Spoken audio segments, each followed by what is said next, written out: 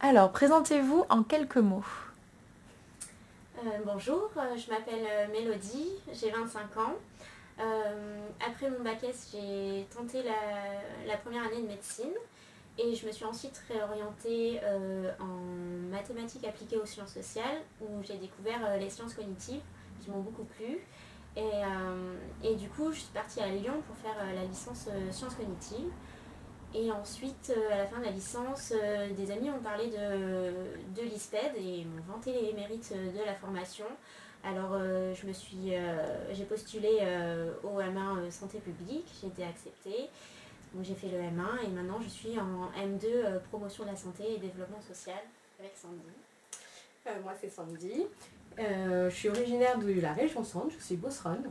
J'ai fait un DUT génie biologique option diététique à Tours. Ensuite, j'ai fait une licence de santé publique à Nancy pour ensuite donc intégrer l'ISPED en M1 et je suis maintenant, comme Mélodie, en M2 promotion de la santé et développement social.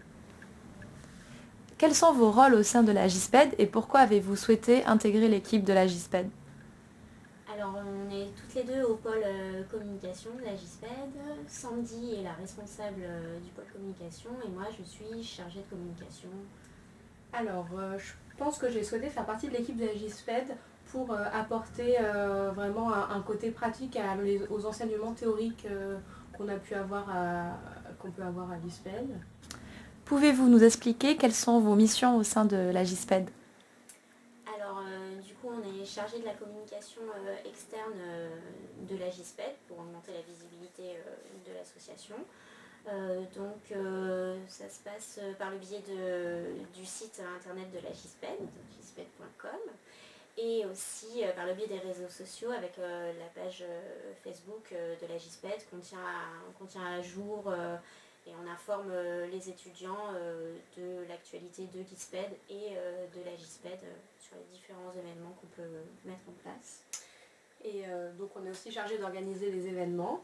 Donc par exemple, on organise la rentrée des M1, donc l'accueil des nouveaux étudiants. Ensuite, on a organisé une projection ciné-débat sur des films en lien avec la santé publique, comme par exemple un film sur Ebola. Et on a également organisé la journée des métiers avec la venue d'anciens étudiants qui sont venus nous raconter leur parcours. Qu'est-ce que cette expérience vous a apporté? Alors, je vais commencer par le plan professionnel. Je pense que, en lien avec notre formation de promoteur de la santé, on a pu développer des capacités de communication qui nous seront utiles dans notre futur métier. Donc notamment la communication, les réseaux sociaux et le site internet. Je pense qu'on a acquis des nouvelles compétences en informatique.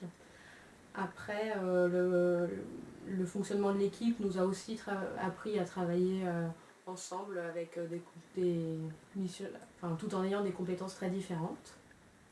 Et d'un point de vue humain, je dirais que du coup on a pu créer des liens avec des personnes qui sont dans d'autres masters et ça nous permettait de nous rencontrer et d'échanger sur les autres promotions. Et du coup, du fait d'avoir travaillé ensemble, maintenant on sait que ce sont des personnes sur lesquelles on peut compter d'un point de vue professionnel ou humain. D'après toi, quelles sont les raisons pour lesquelles un étudiant devrait candidater à la GISPED pour intégrer l'équipe? Alors, peut-être que je vais me répéter un peu par rapport à ce que j'ai déjà répondu, mais je pense que ça apporte vraiment un soutien dans notre master de par l'équipe l'équipe de la GISPED dont on fait partie. Et ça nous développe des compétences pour notre métier futur et c'est une expérience très enrichissante d'un point de vue professionnel et humain. Et le mot de la fin, ça serait quoi? Il n'y a pas que l'ISPED dans la vie, il y a la GISPED aussi.